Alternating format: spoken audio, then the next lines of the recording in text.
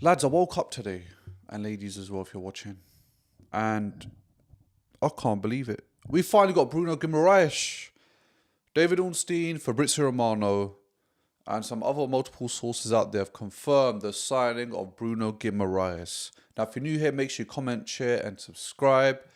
Remember the podcast I do every single Monday with my co-host Erkin. Check us on all YouTube channel.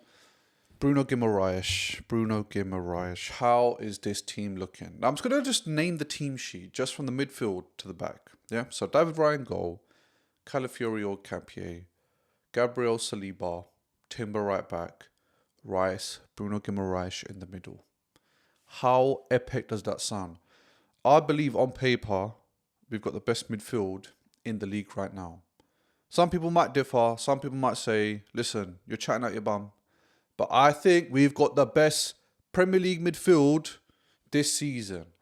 And there's one person we need to thank. And there's one person we need to respect.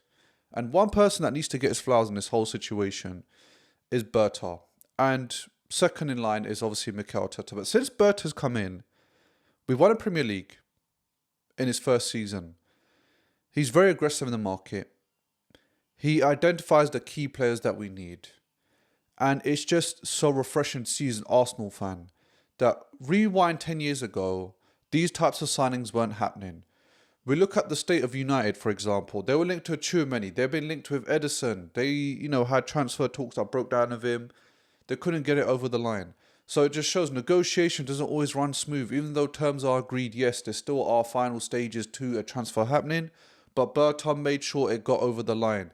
We know that Newcastle is a very difficult club to negotiate with, not because they don't want to sell, but because they've had to let go of a lot of players that wanted to leave. They had to let go of a lot of players because they needed to get money in. They spent 144 million, yes, losing the final piece of a team that, was once competing in the Champions League. It's not easy to do. But Andrea Berta got it over the line. So for that guy, we need to give him his flowers. Another person, obviously, like I said, is Mikel Arteta. He wants to continue winning ways. Is this going to be the sign of the next 3-4 years of dominance? We can only hope. But everything is looking great. We've won the Premier League, yes. But in order to continue that way and maybe even lift the Champions League this season, you need to strengthen your squad. Now, whether you're a Chelsea fan, whether you're a Liverpool fan, or whether you're a Tottenham fan, I think you have to agree. Bruno Guimarães is a great statement signing. He's gone out there and showed his consistency through season after season after season. We know Tottenham have snatched Tonali, someone that we were linked to, someone that Man United were linked to. They paid 100 million for him. We've signed somebody who's obviously slightly older, 28 years old, 75 million as the reported fee. There could be some add-ons as well.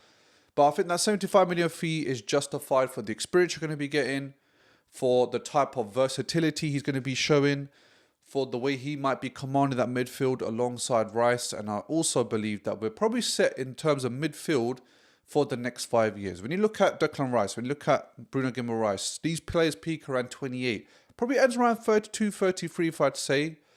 And then you have Miles Lewis-Skelly, you have Zubimendi. There could be an outgoing.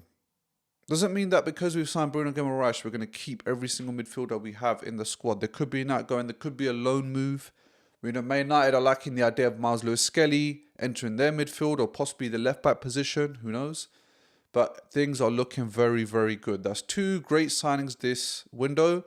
Is there more to come? That is the question we're going to be asking, obviously, because of the reports of Vinny Jr. Now, they're still having contract negotiations. They're still having meetings.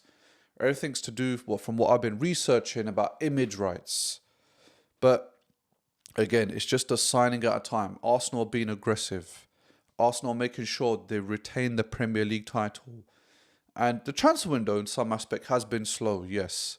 But there were times where a lot of fans, including myself, were getting talks about fresh talks are happening this week. Fresh talks are happening in 2 days' time.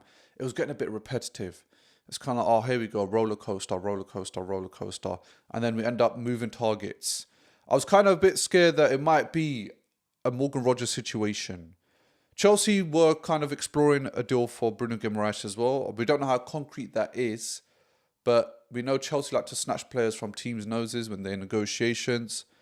And I mean, just imagine if Chelsea added Bruno Guimarães and Moses Caicedo. That as well is a force of a midfield.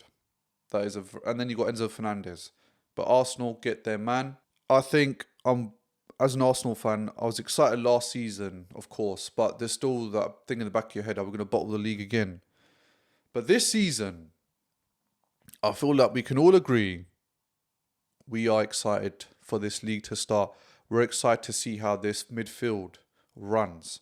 We're excited to see how the attacking football changes this year. Defense, I don't feel like is an issue.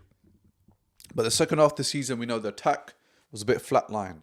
But for Bruno, we know he's great creativity in terms of creativity. We know he's great defensively as well. We know he can do the Rice role.